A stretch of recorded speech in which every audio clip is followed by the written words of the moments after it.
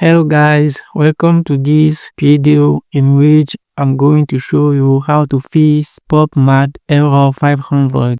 500 error on Pop Mart generally means there's an internal server error. Something went wrong on their end, not yours. However, there are a few steps you can take to try and fix or work around the issue if you are unable to process an order. First of all, you have to refresh the page of the app. Sometimes it's temporary issue. Try refreshing the page or closing and reopening the application. Secondly, you can clear the cache and cookies of your browser. You can go to the setting, go to clear browse data, choose cache and cookies, then reload the site. If you are using a Pop Mart application, go to your phone setting, go to application, Pop Mart, storage, clear the cache and clear data if needed,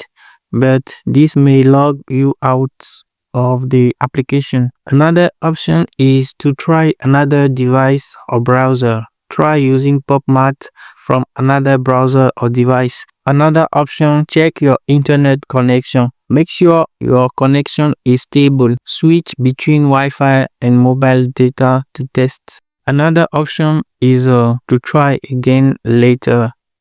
If it's a backend issue with their servers, the only solution might be to wait a few minutes or hours and try again. If you have tried all those options but you have no solutions, you can contact Pop Mart support on their website. That's all for this video. If you find it helpful, like it and subscribe. See you.